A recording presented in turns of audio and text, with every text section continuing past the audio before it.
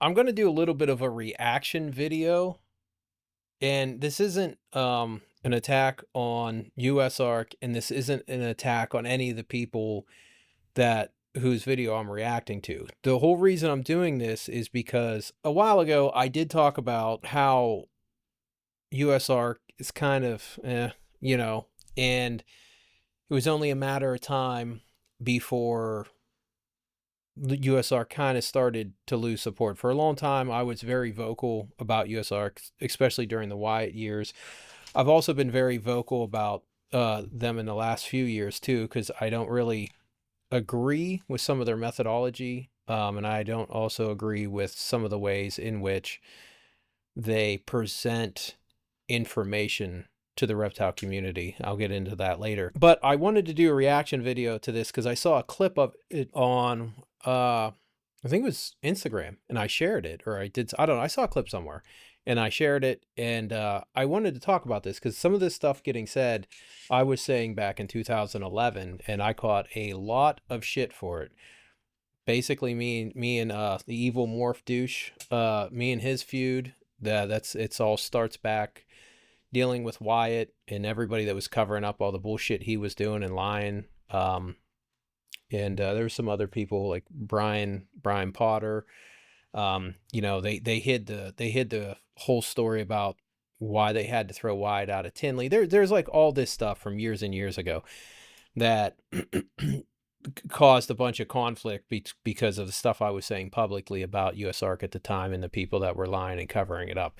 But I do want to do a reaction to this video because there was something else I warned in the last 2-3 years about there being more liberal people coming into the reptile space, which I don't think is a bad thing, but they tend to think the government is your friend, and they tend to think the government has our best interests in mind, and they tend to think that the government will regulate in a fair, even way, which governments pretty much are just large organizations that exploit and murder everybody.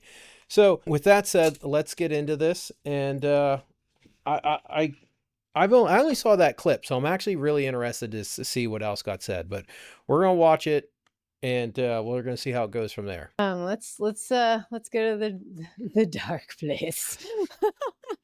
Well, I hope you guys don't mind. I brought my No, I emotional love it. support because I was having some really bad anxiety. Oh, well, I It's love okay. it. I It just love happens when I talk to people. it. All right.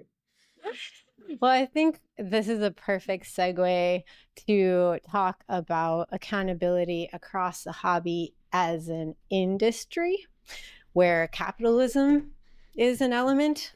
And before we were talking about, maybe ignorance or lack of understanding, on a personal, somebody's doing something they don't really know why it's wrong or all that. Then there's the side of negligence, willful ignorance, and abuse. Yeah. And, due to the lack of official regulation and set standards of care within herpetoculture, we actually have to self-police. Okay, I've been preaching in retics and across the board self-policing for a very long time. Since 2011, I've been saying this. Now the problem I do have with what she just said was like set laws of care and stuff like that, because you got to understand the government doesn't know anything about reptiles, okay, and they're not going to learn. They're gonna listen to whoever has the most money, which will be PETA and HSUS, and they will just do what they did in Ohio with PJAC and USARK getting involved back after the Zanesville incident at Terry Thompson's place, and basically they'll go to a zoo, get a zoo size enclosure, and say that's what you need. That's how they banned anything over 12 feet out there, and that will be a giant mess. Now, USARK did have their standard of care that they were kind of pushing, But I haven't really heard anything about that. That was more Wyatt's thing, which they really weren't that bad, to be honest. Wyatt just sucked real bad. So this is already, for me, this is kind of a red flag, because we're saying, okay, let's have let's have the government decide how we should keep our snakes. But I agree 100% of self-policing, because I've always said that if the reptile industry doesn't start self-policing, the government will police us for us. So she's 100% right on that. When it comes to harmful welfare, standards and practices, because if we don't, that negligence can end up coming back to hurt all of us. And not to mention being harmful to the animals, of course, but it can cause repercussions way bigger than just somebody's a jerk and they're being horrible to animals. We have USARK, which is an organization that is, it's fighting ill-informed legislation regarding banning reptiles, but they're not working to police within herpetoculture. They're not looking to that. They're not acting as a welfare standards regulations. They're just looking at our right to keep from and I said that 2011 as well. I pointed out early in USARK that if you looked at USARK board, that it was a bit troubling, because it was basically a bunch of people in the pet area of the industry that deals a lot with the throwaway $50 pets, deals with the pet smarts, deals with that, because it was ZoomEd. It was Gary Bagnell that was the president, or he was the head of the board of USARK, who later ended up buying USARK from Wyatt. And then that's how Phil Goss got the job, because he was actually an employee. I think he was a salesperson for ZoomEd, and then he became the president. So, and another thing I want to touch on, she said, not really looking to police.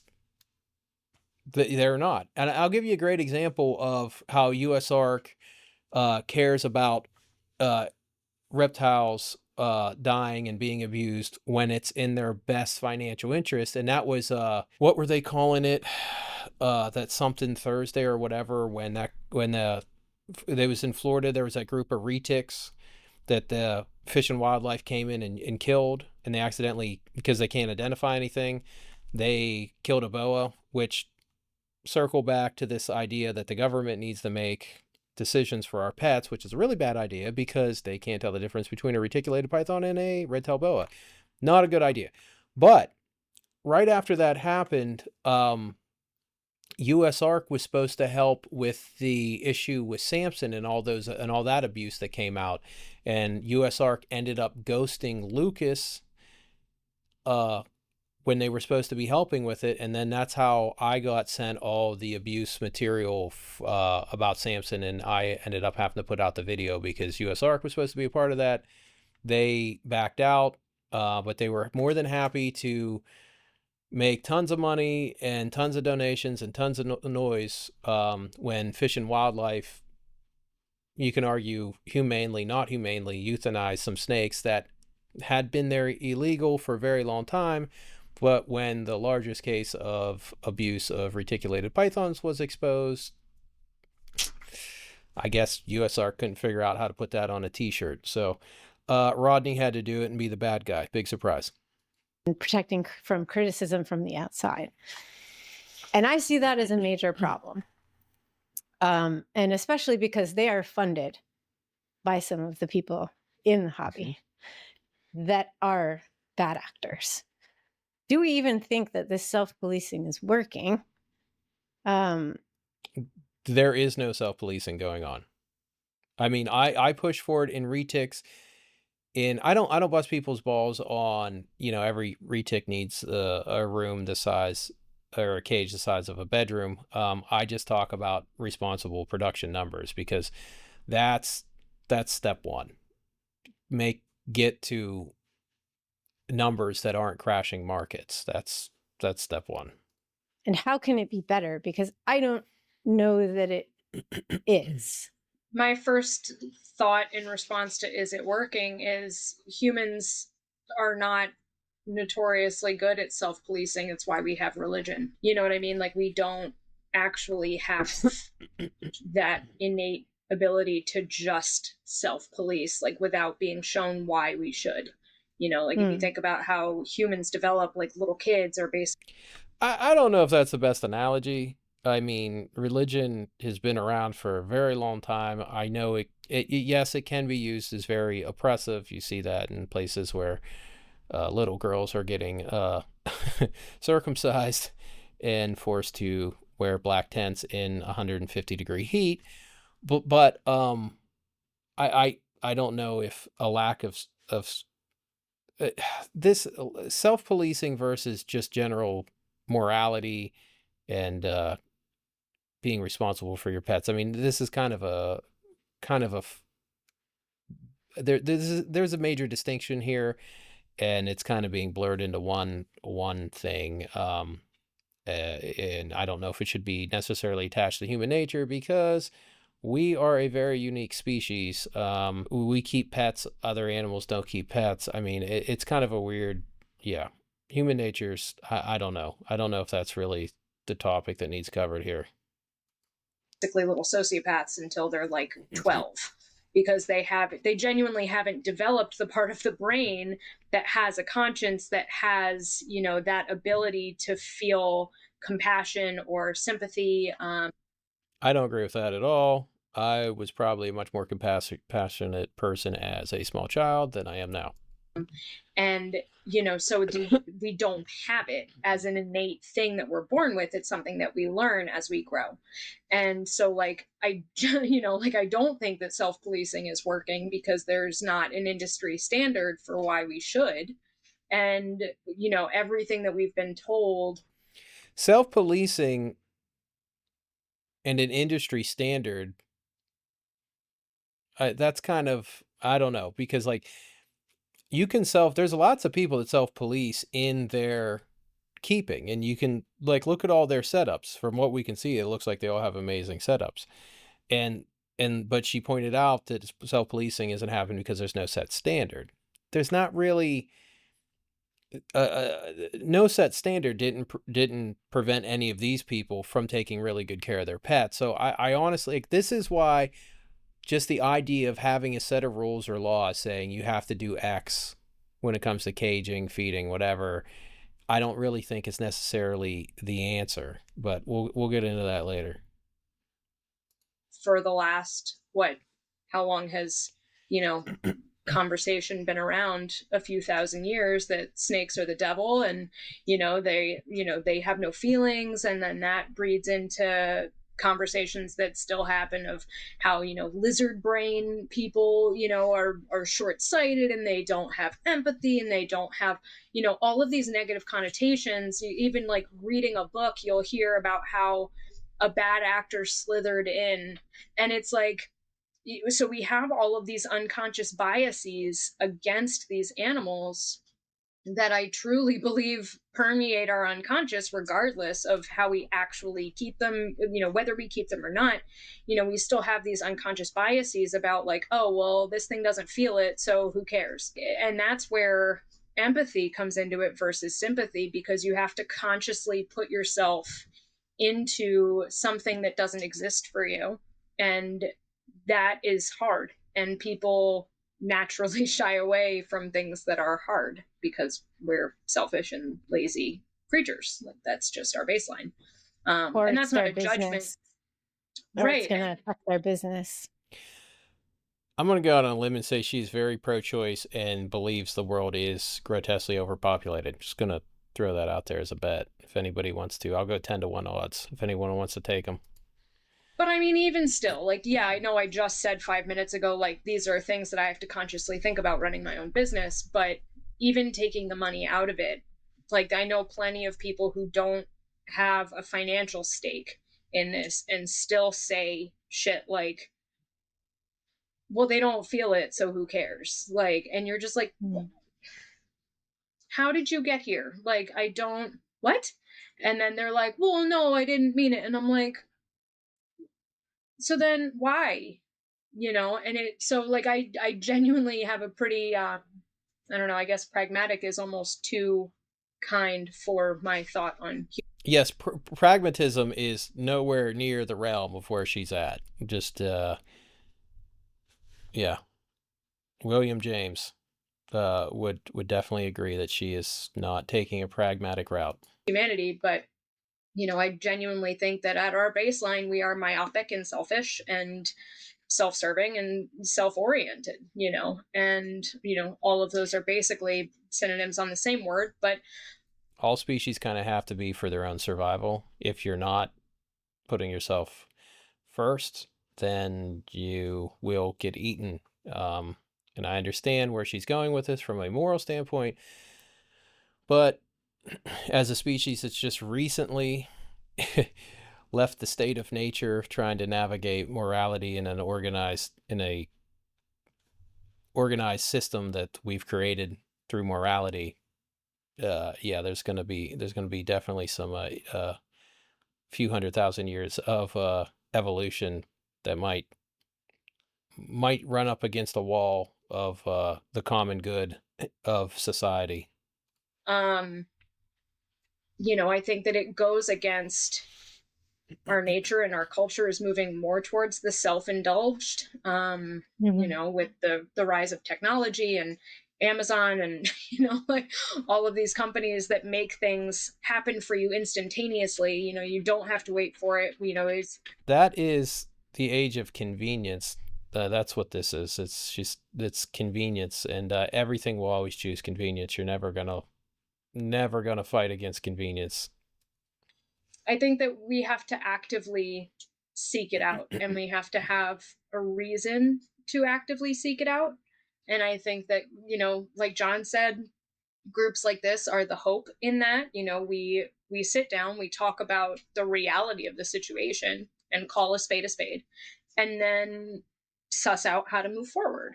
And I think that having an industry standard, as much as I love USARK and what they're doing for maintaining the access to having these animals that have completely changed my life, I think that the rub is that they don't have a portion of USARK that will orient us towards their welfare versus ours.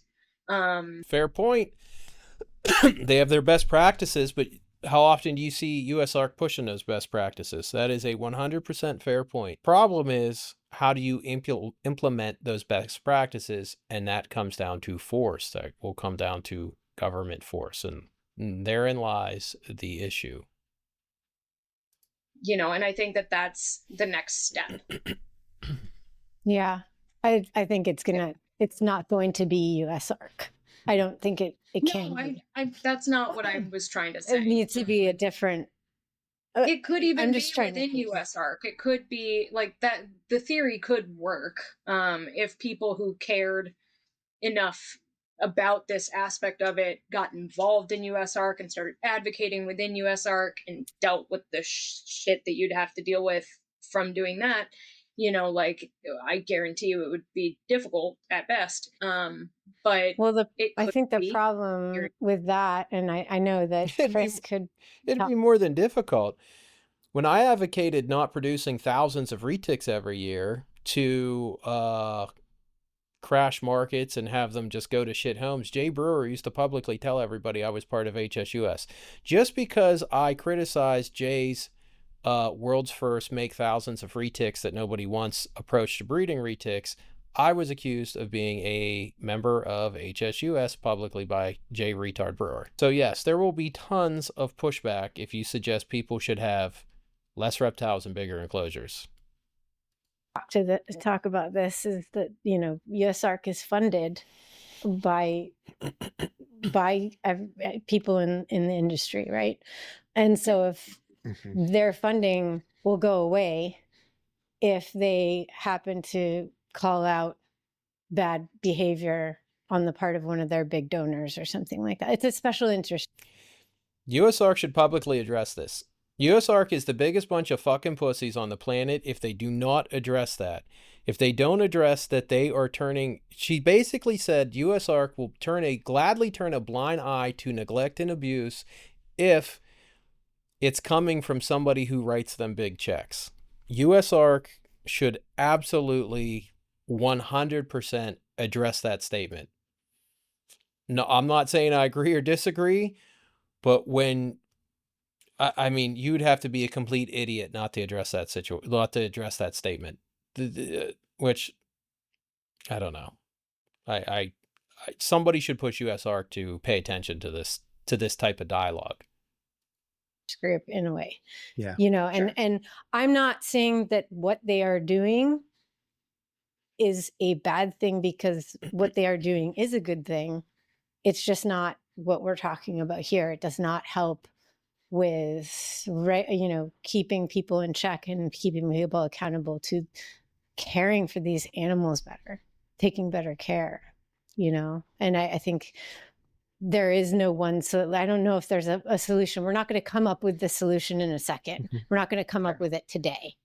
But by the same token, as people age, as the bad actors die out, literally and figuratively, there will be new financial incentive for USARK to adapt to the new age of doing things. So like it's kind of a two-sided coin. Like right now, no, I think you're absolutely right that like these people aren't close to dead yet.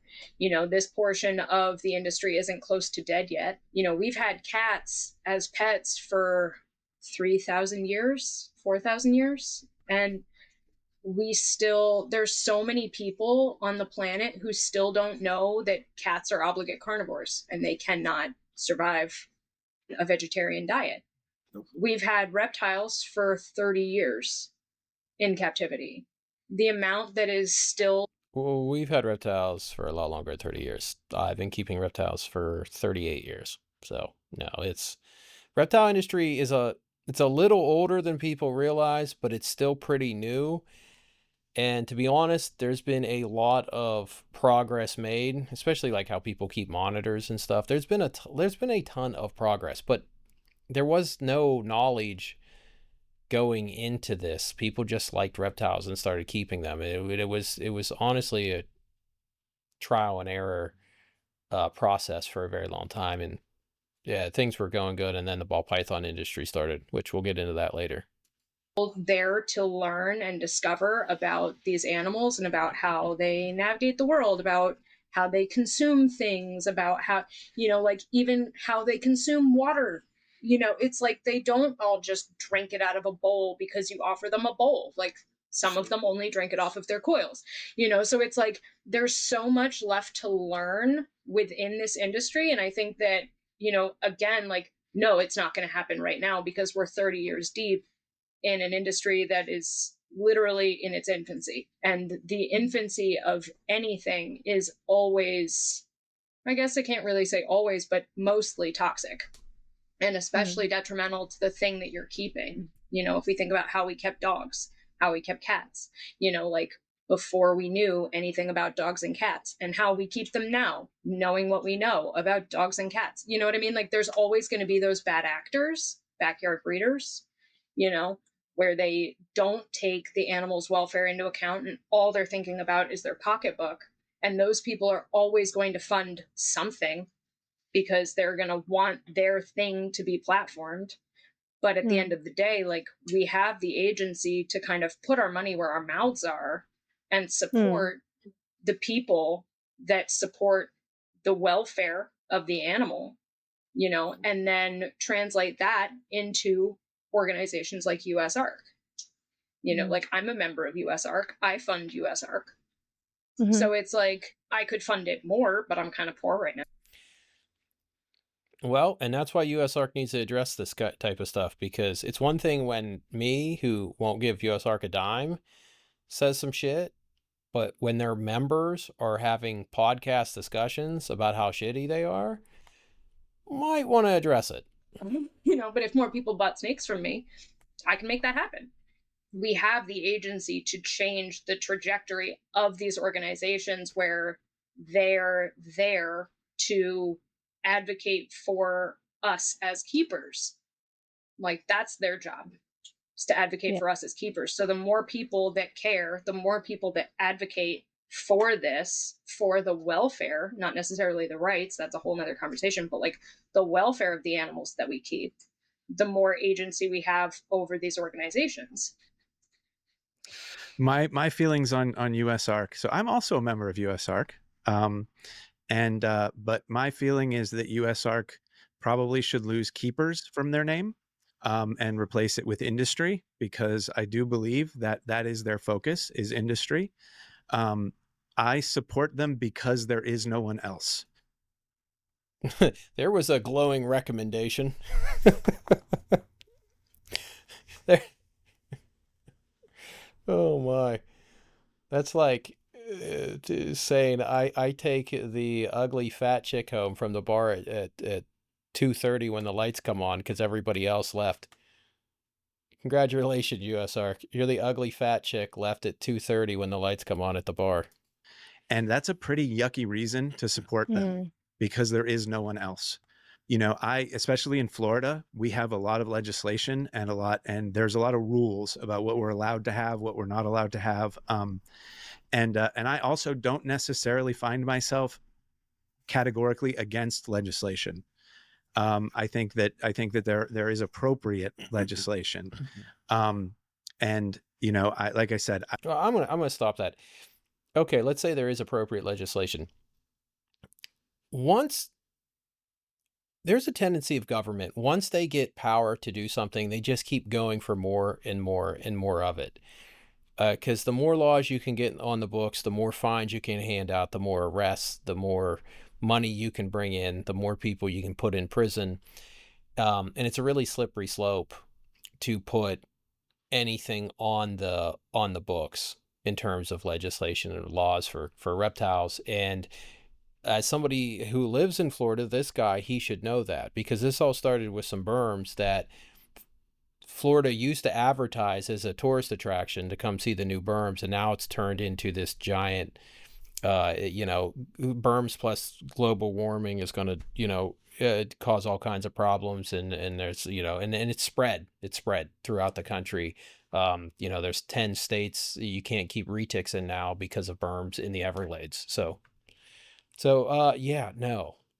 I wish USARK would focus more on the other stuff, but the reality is, I think that the dollars are what drives them, and the dollars, I think, largely come from from breeders and from industry. Whether they're not their dollars are coming from breeders and industry, but it's a lot more towards the throwaway pet industry. It's more towards the pet store stuff. That's what people seem to don't understand, is this stuff is owned by a guy who sells hot rocks. And these guys, and like everybody on this podcast right now is failing to realize that, they're talking about proper husbandry and proper caging and all of this. The guy who owns USARK sells hot rocks. Who's I don't know about your proper husbandry list, but I know hot rocks at least isn't in like the top 10 essentials, unless you're trying to like cook your animal. But so they need to do some research. that's not, it's not just breeders, right? It's also the manufacturers. So Zoomed, Exoterra, There you go. Those organizations also give lots of money to The owner of Zoomed is Gary Bagnall, who I used to call and leave mean messages to, because Wyatt was a scumbag. He was the president. He was the crew that bought it from Wyatt. USARK. And I would tend to agree with Shira that it's not going to come from USARK, that's not where it's going to arise from. And I wish we had an organization that was focused more on more on husbandry, more on keeping, more on how to do this right, how to do it ethically.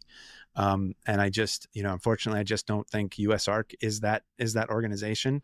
I see more of that out of RRK, but I also have a little bit of concern that they have kind of fallen into the same situation as USARK. I'm also a member of them as well because, again, there's no one else, and I have no idea who that is.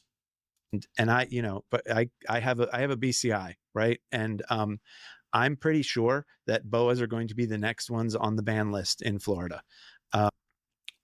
They should have been the first ones on the ban list. Not that any should have been, but boas have been living there for like ever, long before berms. Boas were invasive in Florida long before berms were. And so, there's I'm not going to be able to fight our wildlife folks by myself, right? So I need those organizations. So And real quick to point out, once they took berms, and then it was the next one, and then it was the next one, and then it was the next one, and then so on and so on and so on. It's been this is asking for the government to police you is not smart if you understand the government or history. I'm uncomfortable allies with them, essentially. Like I've always been kind of at arm's length with them because I don't know like really much about them, to be truthful, but the one thing I have observed is that I wouldn't align with them because they are based on keepers' rights and not animal rights. There's a issue USARK might want to talk about. Because I've seen tons of appeals to contest CITES amendments for species because it would affect keepers' ability to keep them, and I don't agree with that at all. I'm not interested in preserving my right so I can pat myself on the back with keeping endangered alligators. That's not necessarily what they're going up against. This is why USARK needs to get out here and talk about this stuff. Like, I'll give you an example. Something that gets moved to like the top of the CITES list, or I think it's what CITES 3 you can't get, something that hits the endangered list because of how I think it's what is it? It's a different title. It's 16 something something, I forget, for the endangered stuff. Once it hits that endangered list, because of how the legislation is written, it doesn't allow for interstate commerce. So they're trying to stop blue trees, the stuff with the blue trees, because all the blue trees that are here will get stuck in the states they are in and won't legally be allowed to go across the imaginary state lines. That is an important thing to fight. That whole endangered species part where, or if something doesn't, or that, like not berms, Indians and Ceylonese, you can't take them across state lines legally because of their endangered status. And it doesn't make any sense. It doesn't make any sense to say you can't take an Indian python from one state to another because they're endangered in India. They're already here. U.S. populations does not negatively or positively impact the wild population in India. Once the law comes down that you can, they're illegal to import because of their endangered species status, that's it. They're shut off. We're shut off from getting any in. And there's a big issue when that happens, because if something like Blue Tree Monitors gets listed, now all these people that have them here have their animals made worthless. And if they're quote unquote endangered, they have no real reason to breed them and help the captive reproduction of them continue, because they're worthless almost, unless you're going to sell them illegally. So there's a whole other aspect. There's a whole other aspect too of, if is there money being thrown at this? Is the population actually endangered?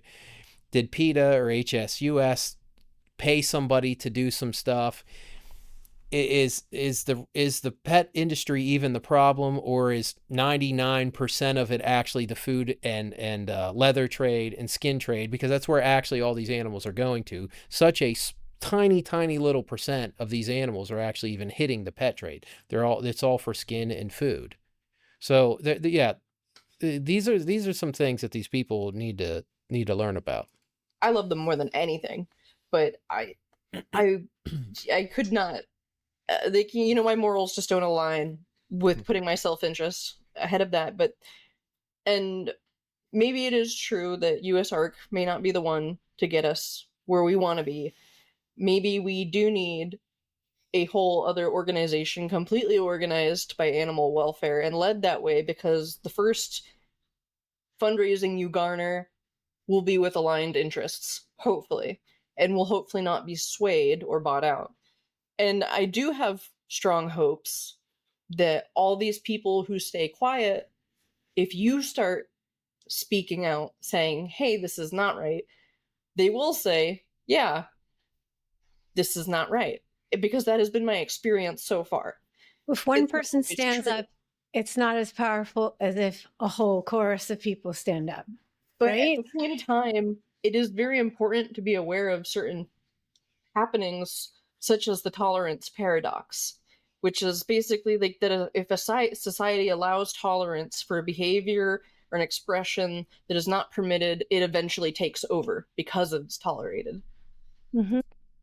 Kind of like allowing kindergarten teachers to talk to 5-year-olds about changing their gender. Perfect example of when something is tolerated in the name of morality and acceptance. Now 5-year-olds want to cut their dick off. So she made a very good point there. We're seeing it every day with child being chemically castrated. And that's Yeah. kind of where I think, like is self-policing worth it? Yes, because I'm not for sale and I never will be, and my ethics are not something I can hush down. But at the same time, like, I don't know, like it's this is a problem so much bigger than me. So my self-policing could make little to no effect. But if I'm open and I'm honest about what I believe is right, hopefully other people will also have that courage or change their minds or whatever it is. But you know, people stand together. It's not something we can do alone at all. But it starts somewhere. But again, you have that tolerance paradox. That is what I'm afraid of. Yeah. Definitely my approach or my input might be somewhat controversial, you know. I preface what I'm about to say to EJ and Chris that if USARK has a if US excuse me, if USARK has a hope, it would be you two and other keepers like you guys. I am definitely not a supporter of USARK, and I'm Damn. I thought only Rodney Bullock ran around saying he wasn't a supporter of USARK. There's officially 2 of us now. going to segue into that a little bit. And you're looking at somebody who's gone through a lot of different phases. And there was a point where I was the biggest tree hugging hippie climber boy, you know, radical environmentalist there was. And I was even at one point contemplating, like, because there were job openings to replace, you know, to repair windmills. And since I was a climber, I'm like, oh, that sounds right up my alley. I'm going to jump on board that and do that. But I kind of equivocate USARK to like the climate summit. There's one thing about, you know, we're here it every day, and it's like a lot of the stuff that USARK comes out with is fear-based. They're scaring people into thinking that their rights are going to be taken away from them. I'm going to circle back to that because I don't think animal keeping is a right. Okay. They do operate on fear, 100%. And one thing, I'm going to talk about the old USARK lawsuit with the large constrictors. Hopefully I'll remember to get into that. But I'm really curious to see where he says animal keeping isn't a right, because that is gigantically problematic, because animals are technically property, and you have legal liabilities with your property, especially if your property does damage. So, yeah, and I mean, if there's a liability, there also has to be a right. You know what I mean? It's kind of like, so yeah. So this should be interesting. First and Me foremost. neither. But, you know, this was a story released by the BBC, and it defies all logic and reasoning. And most people do not know about this, but the last climate summit, they mowed down over 50,000 acres of Amazon rainforest to build a frickin' highway. Just to build the highway, yeah. Just to elect their next president. Yeah. Now I'm thinking to myself, and this was like last year. Yes. Yeah. So I thought we all knew about this, but okay. You're sitting here telling us that we need to be afraid that the world's coming to an end, blah, blah, blah. I mean, listen, it's real. The number one reason for climate change is deforestation and habitat loss, period. Mm-hmm. We have mowed down forests, cut down. I don't know if we know for sure that climate change is real. I accept the possibility that development can impact an environment, but to impact the global environment, that would be kind of tough. So, but I mean, we're definitely wrecking some shit, but I don't think humans are bigger than the planet. If the planet gets sick of us, then it'll get rid of us. Down trees, paved parking lots for Walmart, Sam's. But Chris hit it on the head, and I think Shira hit it on the head, and so did EJ. But the industry part of it, you're wreaking habitat destruction and loss, and you're killing off species at the same time. USARK, I do believe, is industry based. Just like I think it's basically, it gives them so that they can keep continuing breeding the way they breed, keeping animals in tubs, and you're not going to be able to take that away from them. Mm-hmm. I am a member of RRK. I do support them. But like Chris was saying, it's kind of rotten that those are our choices, right? And that's where I was going to segue into with RRK, because I've met Tony and had good conversations with Tony. Ooh, I have no idea what that is. I don't believe that keeping animals is a right. I think it's a privilege. Okay. That's going to be, this is going to be tough. I mean, he's going to basically make a strictly moral argument here without even knowing really how elaborate he's going to go into his explanation. But from a legal standpoint, it's going to get very, very tough to make this because of concepts of property rights, liability if your property does damages, the concept of privilege and what exactly that means, and how a government would actually determine who they bestow privilege on. But yeah, we'll get into this.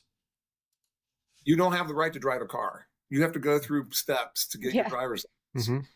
You really don't have a right to go fishing. I mean, that's more survival based, really. If you're catching fish to survive and eat, but you need a fishing license in most places that you go fishing. So, I mean, the point being, I agree with Chris, certain things should require regulation. I don't think most people should keep anacondas. There is nothing you're going to be able to do to give a 20 plus foot animal as big around as. How many fucking 20-foot anacondas are there? How many have ever been done? Like, keeping anacondas is kind of weird because they live in water and nobody keeps them in water. It's a telephone pole. And when you know the habitat that they're in and what they do, I mean, there's just no way you can keep that unless you go through, you should have protocols. If you want to keep an animal that big, go through the protocols, get a license, demonstrate this is what I'm going to do. Demonstrate this is why. Same with maybe breeding. I mean, I don't want to take it away from people like you, EJ, when you're doing such an amazing job. And this is the hard part here, like is that what, like 5? it's like that's the like there are people that are doing this well and that are trying to do the right thing. EJ is one of them. Like I'm not interested in the accolades with that, because at the same time, like, I'm breeding very selfishly. Like, this has very little to do. I have my pure, lines of stuff, like as far as continuing the species goes, like I have pure stuff. I have my pure hog islands, I have my, pure pearl islands, I have pure Brazilians, I have Dumerals, I have some of these, but then I also have like really cool morph stuff that has nothing to do with actually benefiting them. It's like, like, right, it's but you because are and this is she's working with all that pure shit, which is awesome. But if one of those pures get thrown on endangered, now she can't send them across state lines. So back to this other chick who was talking about, oh, we're decimating populations and stuff. So here's somebody who's captively producing, not impacting wild populations and making sure they're continued in a captive setting, who would be incredibly negatively impacted if any of those things she's working with gets labeled as endangered, because now they can't go across imaginary state lines, which makes no sense. Doing it in a way, but you're still, the way that you're doing I'm still playing into the capitalist ideology of it, is like, well, yeah, how much money can I get for that one? And like, how am I moving it on to its next family? And I have to disagree too, because it's so starkly.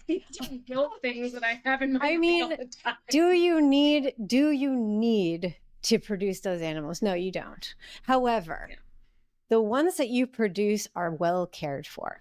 She needs to produce those Brazilians and pearls and hogs. Yeah, no, she needs to make those. You take time and vet the people that you sell to. You take time to make sure that where they're going, they live good lives as best as you possibly can. And that is not the norm. No, it is not. That is the problem. And the fact that there is no rules for somebody to start creating lives and not having any care for how they live during their lives with them and how they live after they're gone and sold to somebody else and carted around to these shows and tossed in the trash afterwards, literally. You know, the fact that that's just anybody can do it. Be sure and jump on Palm Street, get some of them Cresties. I think that's a big problem. Huge. And the tricky part is that no one wants to address it, because outside the reptile community, and I understand that you know, PETA and people who are making these legislations happen may not, they just do blanket stuff. They don't understand ins and outs. It's like, no, PETA and HSUS, they have an ideology which says you should not have any animals in captivity. It's not their blanket stuff is absolutely no animals in captivity. Everyone be a vegetarian. That's it. So, and they have the most money. So whenever you go into these situations saying, hey, let's regulate, you will always end up getting over-regulated, because there's going to be more money coming from opposition going to politicians that are going to make laws that will make the government money via fines, licensing, taxes, all of that. So I understand. I think they all mean well. I just think they're potentially asking for their own destruction of their ability to keep animals. Both are bad. Yeah. You know, like, we don't want people who don't understand reptiles making legislation about reptiles. However, we have all these bad actors that are going to draw attention anyway to those people. Then see, what these people need to do is, if there's enough people, they need to start writing, calling, emailing USARK saying, listen, if you want our money, stop covering for these quote unquote bad actors. Now, I don't know who these bad actors are. I just know that I think Samson was a member of USARK. He was talking about USARK. And when it came time to out Samson, I had to do it because USARK was too much of a fucking pussy to do it. So we have to self-police, and yet we are not always doing that, because there are people protecting others thanks to capitalism and protect. No, it's not thanks to capitalism. Like, why do they keep bitching about capitalism? Like, why does everyone bitch about capitalism? Capitalism built everything that's good in the world. Yeah, does it have its downfalls? Yeah. Did capitalism ever lead to millions and millions of people starving? No, that would be communism and socialism.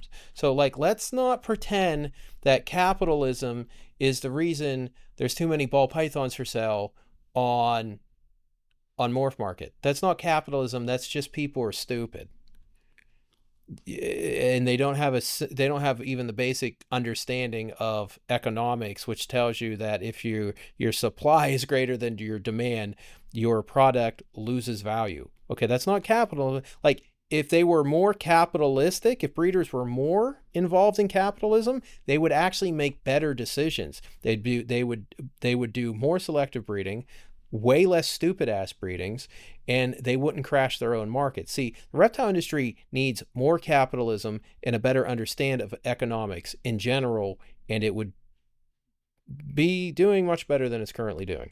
Self-interest. If a vendor throws away animals in the trash and the show promoter knows about it, and instead of banning that person from ever vending again, they ban a whistleblower who called out that vendor for throwing animals in the trash, we have a serious problem.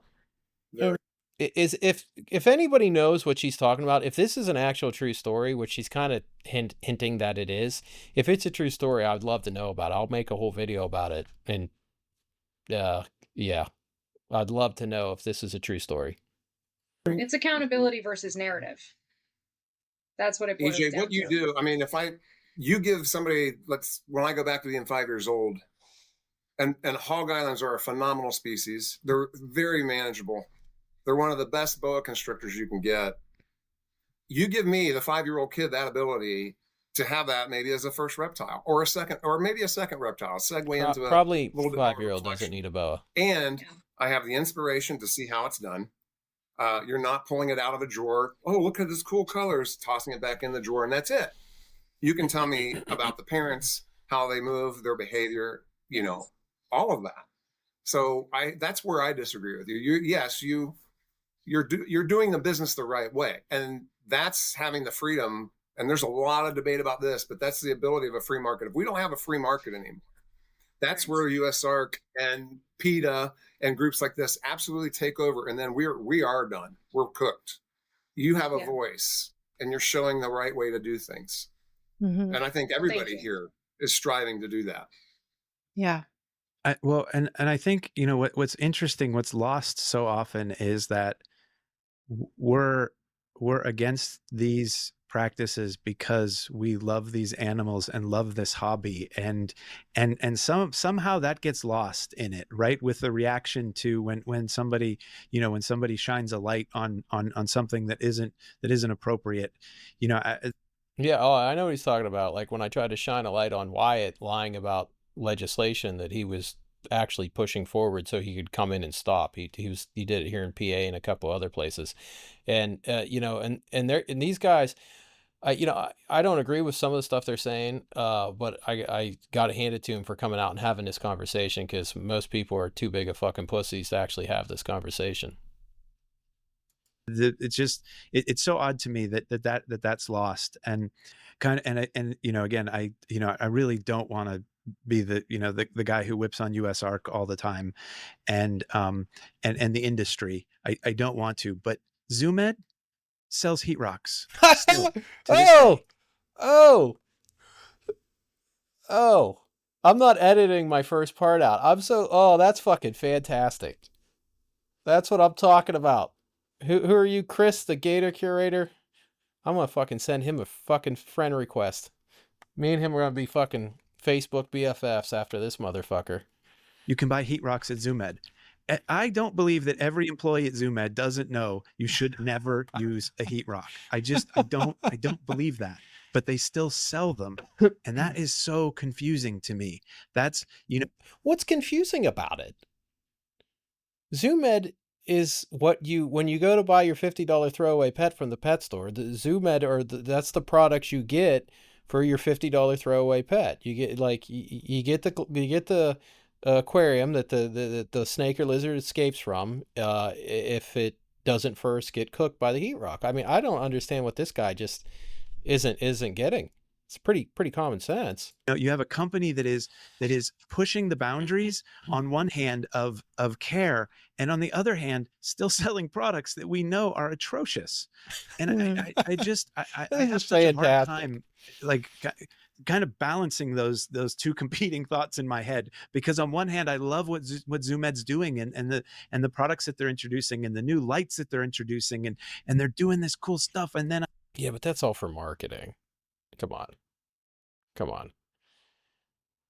like here's where capitalism does come in. You start pushing a higher standard of care, they're going to come out with a higher standard of products. I go to the website and they still are selling heat rocks. I don't know. Exoterra is not much better with the Terra Sky UV. Those shouldn't be used for UVB. No one's advertising that. Matter of fact, there are people on Instagram affiliated with them advertising the lights. Yeah. Yep. I haven't heard about this. What's happening? The lights, they shouldn't be used as intended. The LED UVBs are very good in terms of the spectrum and the UVA they produce, but the UVB is not safe to use because of the lack of UVA. One, it doesn't regulate the vitamin D3 production, so you just have off the charts out of unregulated production of the vitamin, and you'll end up with probably very sick or dead animals if you. Yeah, and people are like, I've used it for the last year and it's fine. And it's like, here's the problem, guys.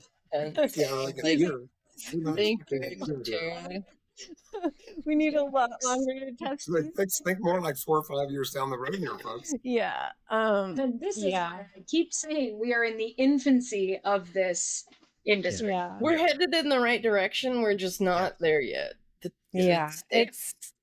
It's expensive. It all takes time. It is. And that's like, that is absolutely the biggest hang up, I will guarantee you, that a breeder has. I mean, the amount of money that I have put into my setups is like, holy Moses. Like, it is rough. My fiance was like, I'm sorry, you spent how much? And I was like, I don't want to talk about it. Like, I can't. I'm going to throw up. Like, she was like, I'm sorry, and we're getting this back when? And I was like, in 15 to 20 years. She was like, I hate you. I was like, I know. Like, it's just like, I can't fault other breeders for being like, no, like, because a lot of them just don't have it, you know? Right. It just sucks. It all sucks. But I think it shouldn't be lost that we are going in the right direction, right? I mean, we are. And I think about, at least, you know, when I got back into this hobby, I didn't know anybody who was doing what you're doing, EJ. I didn't know anybody. Everybody was breeding in racks. That was all I knew. Maybe they were out there, maybe they were quietly doing it, but everybody was doing racks because it's the only way you can make money doing this, right? And I hear that all the time. It's the only way you can make money. True. Well, is it? I guess that's not necessarily true. If you try to breed retics in too small cages, the females can't cycle. That's why I have such good production on my retics, because they're not very big and they're all in 6-foot cages, which that might not, I'm guessing this crew probably thinks those aren't anywhere near big enough, but you know, they're able to cool themselves down. So I mean, it's you will make more money, at least in retics, with small and medium sized retics in larger cages with fewer females than if you had a bunch of females shoved into small racks and the females can't get away from the heat. So racks aren't always the way to go, which that was part of something I wanted to mention and I talked about that in that video I put out not too long ago about the ball python market and the racks, and the name of the game was to cram as many snakes into a room as you possibly could. And, you know, that pendulum swung so far to the factory farming side. And now you're seeing it swing back the other way. And this isn't an attack. This is an observation. Okay. There is more blue hair, nose ring, thems in reptiles and getting into reptiles than there's ever been before. Okay. That's just the way it is. And that's great. That's great. I love seeing fucking everybody getting into reptiles, and, you know, maybe reptiles is something that we can find common ground with some of these people on, because we're not going to find common ground on, certainly not politics, certainly not the fact that, you know, abortion kills babies, because we can't even admit that an unborn baby isn't a person. Or that, you know, all the gender stuff that's going on. There's like all these things that we're just not going to be able to have a common ground discussion on. But hopefully, you know, in a lot of these cases, you know, reptiles can kind of bridge the gap. Point being, though, that this mindset, well, I'll say towards the left, it's more kind of like far left, one thing they all have in common is the concept of really liking the nanny state, where the state is the parent figure who comes in and sets the parameters for your life and what you need, what you should eat, what vaccines you should get, what you should teach your kid, what you should accept that is being taught to your kids in public schools about all kinds of stuff that that didn't get taught to nobody's talking to us about gender and all that stuff when I was in school. And they're doing that instead of teaching kids cursive. So kids are learning about different genders, but they can't read the Constitution of the country because they no longer teach cursive. So that's super fucked up. But that is, a lot of these people that think this way are coming into the reptile space because there's getting to be a lot more of them. And the thing is they typically, I don't want to say are more emotional, but they're more ideologically motivated. And some of the things you've heard some of these people say, you could definitely see that. I'm going to go out on a limb here and say all these people are fully vaxxed and boosted. Okay, I'm just going to go out on a limb and say that. Maybe I'm wrong. I hope I am. But with that follow the science mentality, you get comments like you heard about, oh, well, species are getting decimated because, they're trying to stop stuff for CITES. That's not us. That's the skin trade. That's the food trade. That's all these other things. And there's all these implications, like I mentioned, on interstate commerce when this happens. So it's not as simple when you take such a strong ideological or moral stance on everything. It doesn't allow you to see kind of a broad picture of cause and effect. And unfortunately, a lot of people, far left and far right, kind of have that all or nothing mentality on things, and what I think is right is what's right, and go fuck yourself, and it's just what it is. So but I think USARK 100% needs to address this, and the reptile industry 100% needs to realize that the people keeping these animals are there's a lot more left-leaning people coming into the reptile space, and those left-leaning people have a tendency to promote government restrictions, government regulations, because they think the government is their friend, and they're not. The government hates them and wants them to die. Because that's what governments do. All governments are the same. They just vary in levels of tyranny. That's it. It's like governments are necessary evils at best, and typically they're just unnecessary evils most of the time. That's typically what governments are. They're horrible.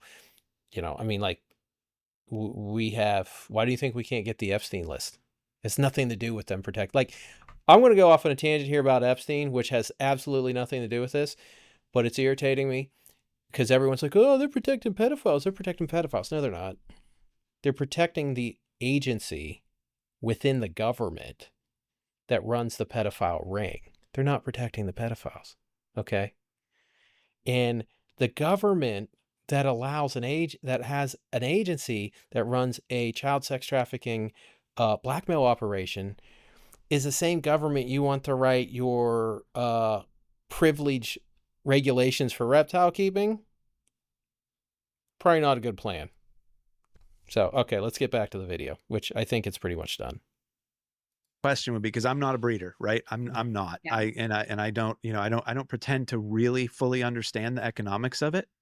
But I guess. Oh, it's super easy. I understand reptile breeding economics. You get a bunch of snakes, you breed tons of snakes, and then the whole world just beats down your door to give you money. That's why there's 30,000 ball pythons for sale on Morph Market. You're welcome. I'm okay personally if my snake wasn't $100 and was $300 instead, right? I would be okay with that if I knew that my snake was being sourced from someplace. And I understand that, that pricing that way excludes some people from the hobby. But here's the thing, I can't afford a Lamborghini. I can't afford a Lamborghini. And I don't have any, I can't, get upset at Lamborghini for the way they price things, right? It just Right. I don't want to deviate too much from the conversation, but I can absolutely do an overarching breakdown of the economics on that. Because I will just say, Chris, I truly appreciate what you're saying. And I know that Shira's in the same boat. I don't know, Sav and John that well, so I can't really say that they're in the same boat, but most people are not. Well, I would right. say you are yeah, one in right. 60. And I realize, yeah. maybe 1 in 200, arguably, because and most people who are prepared to spend over $500 on an animal are either a budding breeder who's not willing to spend it because of how you can't sell a normal boa for that. You can't sell, unless you have like the genetics that they're looking for. I sell normal retics on an average between 1,000 and 2,500, and I hopefully get a litter of Iquitos Peruvians this year. They better sell for more than $500. They're not going to spend it. Or a budding keeper that wants a very specific thing that's going to fit into their lives. Like, I met a wonderful little boy at, the Pittsburgh Reptile Expo in the spring. And he'd always wanted a snake, and his mom is mortally terrified of snakes, and they just really liked me.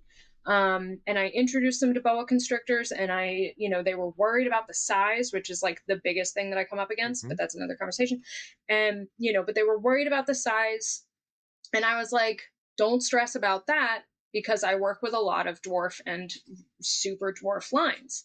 And I happen to have several babies from this litter that the males, I don't expect to get more than 3.5 feet. And they were like, that's a thing. And I was like, that's a thing. And because of that, and because of who I am as a person, I mean, I've spent probably 4 hours on Zoom with them, just like talking through stuff over the last 6 months. Because of that, because of who I am, they were willing to spend the money that the price tag that I put on that individual snake that wasn't, it was between $500 and $1,000. And so, but they were like literally 1 in probably 20 that I've met in the last 2-3 years that were willing to do that. So it's like, it's so hard, because it's like, yeah, you can totally, and I would love for us to create an aspect of this industry where it's like, I was listening to a podcast, I can't even remember what podcast it was, but it was like talking about ethically raised animals having a bit of a price tag bump, and have that be like the thing to ascribe to. I would love to have that, because then I might not go broke, but like, It can't be just a deviation there, because Right. then you're going to have these very strict 2 camps, Yeah. and that's Sure. not going to work. which is kind of what we have now. It's kind of what we have now. You can't do it, because then you're going to have the uneducated or new keepers or whatever, or cheap people, or who just don't care about the animals themselves, that are going to go all to the cheap side. And that's going Jesus to have Christ, a this was a whole lot longer than I day. thought it would be. And then you're going to have another. I don't think that works. I think that in the end, it comes down to, I do agree. I would pay more and think. Well, you're always going to have 2 types of consumers, educated versus uneducated. You're always going to have that. So, I mean, there's not, it's not like this is specific to the reptile industry. I mean, there's always going to be, this is across the board for everybody buying every product there is. There's the informed and the uninformed. I think that in the situation we're in right now, if animals were more expensive, maybe people would take better care of them and that kind of thing. But I think instead, it's more about everybody really taking a close look at where they are putting their money, and whom they're giving it to. And then, just if they see things that are unacceptable, not staying quiet. And if somebody else, speaks out about something, support that, because unfortunately, if it's just one lone person, that one person can be in the end decimated. If you don't punished. have enough people, then you're just going to have a bunch of people who are staying quiet for fear of also being blacklisted. Exactly, but if Fuck that. Don't worry about getting black. I get canceled like every 6 months. And it's been going on since 2011. Don't worry about none of that. Get on social media and run that motherfucking mouth. It's my advice. if you have 20, 30, 100 people saying, no, this is not okay, it's not acceptable. I mean, I remember years ago when that video of some chick throwing puppies into the river went viral, and it was enough to get her arrested. Like, why can we not do something similar with someone throwing reptiles in the trash? Exactly. 1 or 2 of those reptiles survived that ordeal. That is Exactly. the fact. Somebody's got to tell me. How do I not know about this story? Like, if we take aside that someone was being singled out for speaking up on that, being appalled by that, being human, and just look at the part that no one is talking about it, that's appalling.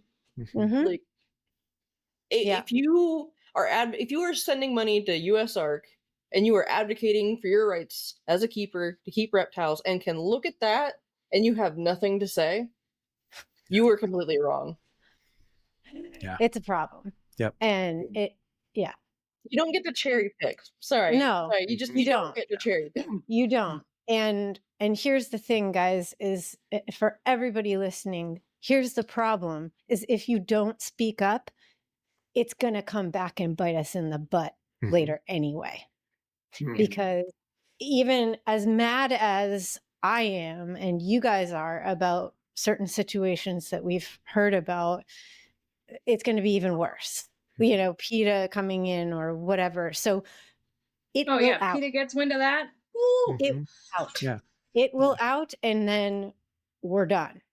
I was just going to say that if that's all that someone hears about outside of this community, they have every right to think that we're monsters and that we shouldn't be allowed to keep these animals. They have every right to believe that if that's all they know. And to counteract that, we need to boycott that expo host, the vendor. We need to ostracize, just blacklist that person. You got to be careful doing that. 1, it can get you sued. And 2, cancel culture has a tendency to kind of overdo itself. So you might want to handle that behind closed doors. And if they're not listening, then kind of deal with it publicly. But yeah, you got to be careful. You got to be careful with that stuff. Have it work in reverse. Yeah. From what they were doing to this singular whistleblower, we need to do that in the opposite, because otherwise people are going to people need to understand when we're sitting here right now saying this needs more attention, and then at the same time saying if PETA hears about this, we're done. We're not talking about PETA hearing about animals being thrown in the trash and dying. We're talking about that the community was aware it happened and we did nothing. Yeah, I got shit for that. I got blamed a bunch of times for, oh, well, if you say this stuff about USARK, or if when I put out that Samson shit, oh, well, this is going to get used against us. Well, yeah. And if this is kind of, and this is a point they are making about the industry needing to be more responsible, especially when they're throwing money at USARK. USARK does legitimately need to have these conversations. I think Phil should sit down on a podcast with some of these people or some people that have some concerns and talk about this stuff and talk about what they can do to kind of stop some of this stuff. Like, I mean, I can tell you right now, the reptiles industry is not as bad as it used to be. I can tell you that for a fact. It is getting more responsible, but it's just taking a while.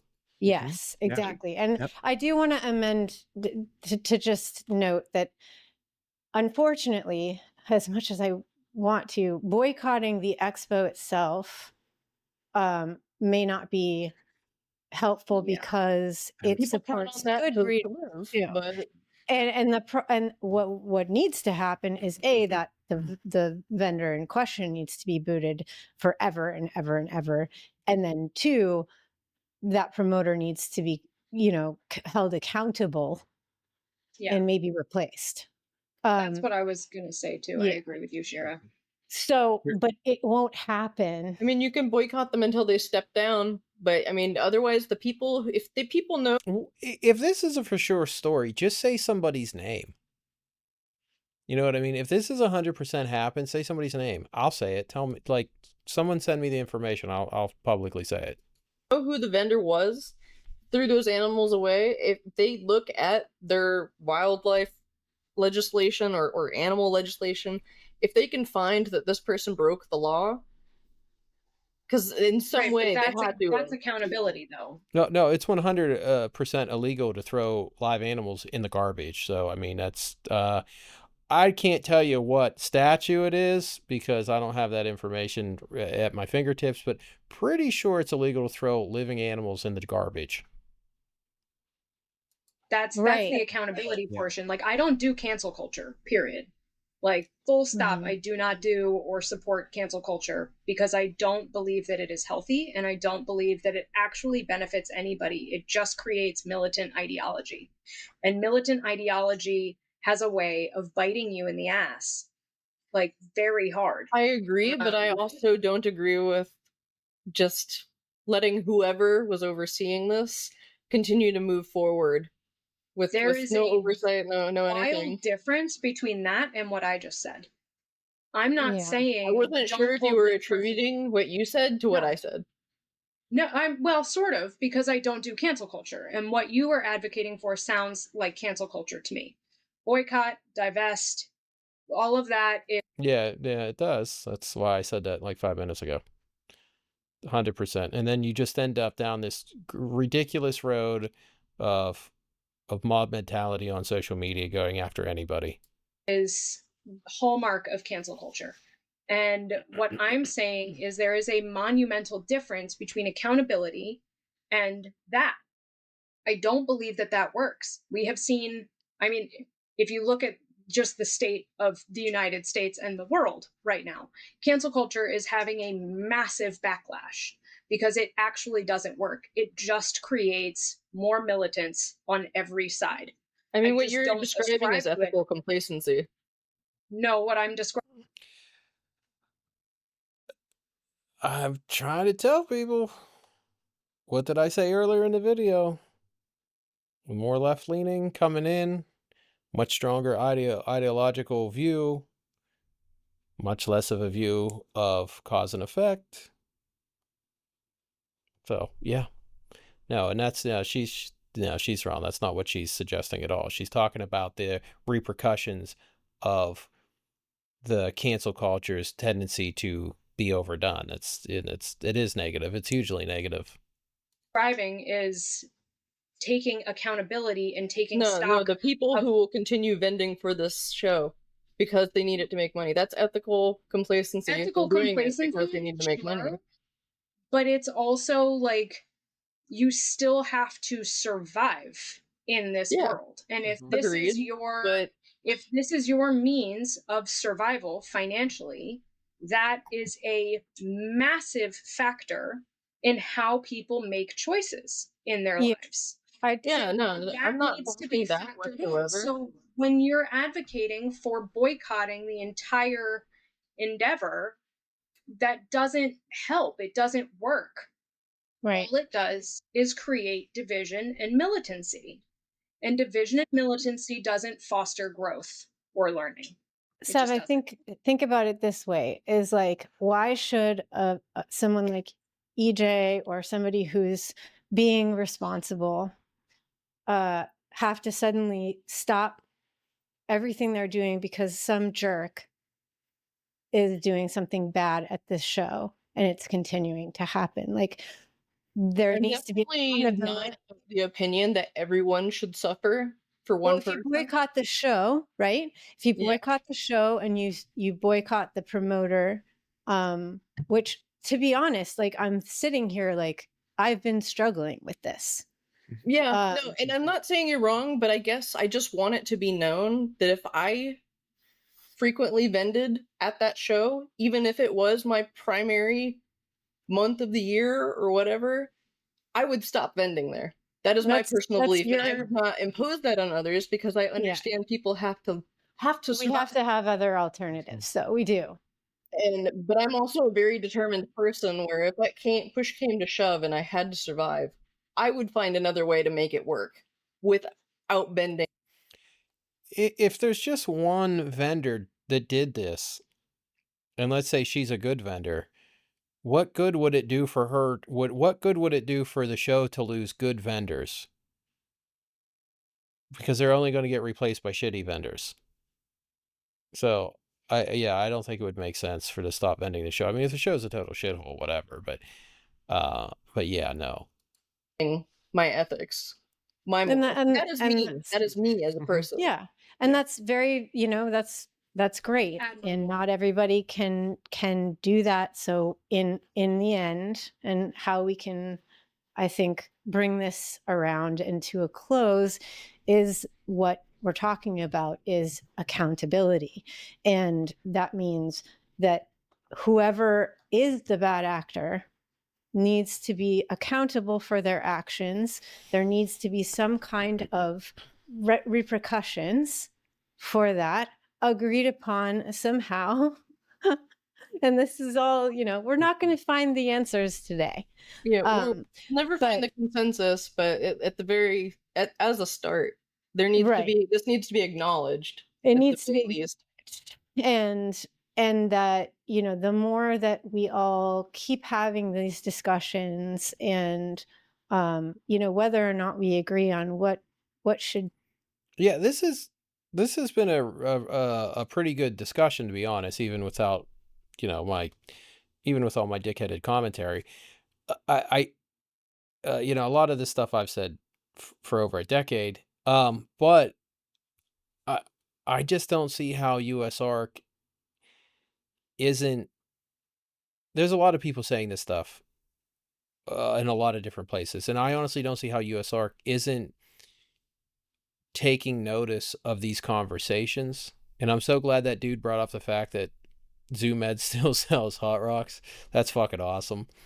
Yeah, I just think USARK, these discussions are going to get more and more common. I can tell you that.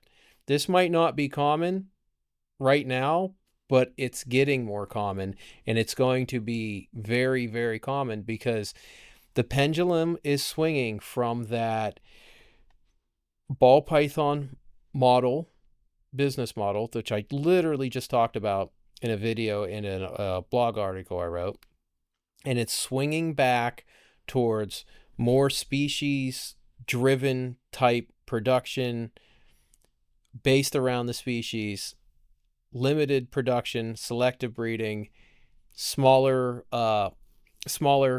collection size, larger enclosures. It's just the pendulum swinging.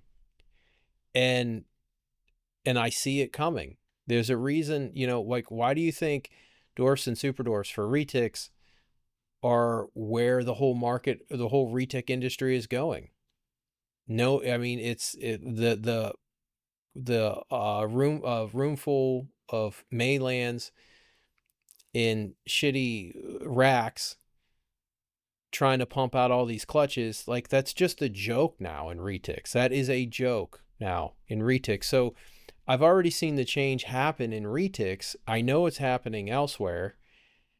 I just, man, I don't know why USARK needs to come up with a game plan, because there's been very few people that I've seen publicly say what this guy says, which is, I don't support USARK. I don't support USARK. I support the idea of something like USARK, but until USARK starts being honest about legislation, namely all this shit getting added to the Lacey Act on the state level, and they're saying, oh, they're coming after your snakes, they're coming after your pets, No, that's not what's happening. What's happening was when USARK, and I warned about this, you can go back to 2015 and Fauna and read it, where I said it, that if USARK won the interstate commerce part of their lawsuit and not the arbitrary listing part, it was they only needed to win the arbitrary listing part because when they won the interstate commerce part, it made everything that was considered invasive on the Lacey Act allowed to go across state lines unless state governments had officially listed those animals on the state level as part of their invasive species that were not allowed to enter the state. And I said it would cause the federal government to try to amend the Lacey Act to get control over interstate commerce, which they've been trying to do. And the only reason they haven't is because Trump gets in there and gets everybody all worked up. And all these state governments, when you're seeing them list these animals as invasives for the reptiles, not so much with like the tegus and stuff. That's a whole different subject. First, the bullshit all coming out of Florida. But for the big snakes and why you can't, like 10 different states, you can't have retics in, all these states did was take the federal list of invasive species and adopt that on the state level. That is the result of USARK winning that lawsuit. States are trying to figure out a way to best protect their state environment. And the best thing they know what to do is to just say, well, the federal government said this stuff's bad, so we'll just agree to this. Now, some stuff is getting made illegal in states like Arkansas, where you can't have a retic now. There's never going to be any wild populations of retics in Arkansas. That's ridiculous. So, or even Georgia, which, well, Georgia banned the berms. They didn't ban the retics. And I think possibly did they ban tegus too? Because like the Florida mess is just spreading, like the hysteria of we need to ban everything. But USARK is not being honest about why some of these states are doing these things. They're not specifically trying to take away your right to have a large constrictor, but USARK is selling it to everybody that way. And that's not right. It's not right how they're addressing these issues. They need to be open and they need to be honest. They need to say, hey, listen, when we won interstate commerce, it made it so every invasive species could go across state lines unless that species was already listed on the state level as invasive and not allowed to enter that state. I publicly said that was going to happen. Everyone called me crazy. Everyone called me an asshole. But guess what? We're here. We're in this fucking mess. And this is exactly, I think it was almost 10 years ago to like the day that I posted warning about this on fauna. You can go in the forums. I think it's like legislation or whatever. It's still there. You can read it. I told the whole story about USARK Wyatt, the whole story about the interstate commerce issue. And I predicted all this. I predicted 10 years ago this giant mess we're in right now. And USARK is still not addressing the issue that win created. And I'm glad they won on interstate commerce. I'm just upset that they stopped and didn't try to get the species, to get those animals taken off Lacey. You know, and when these guys here talk about, oh, well, we need some regulations and blah, blah, blah. Well, there was berms in the Everglades, right? So what did the government do in their infinite wisdom? They listed 9 constrictor species as injurious and said they can't come into the states anymore or go across state lines. That's what you will get. And when you say things like it's a privilege, not a right, well, now you're at the whim of the government deciding who gets privilege and who doesn't.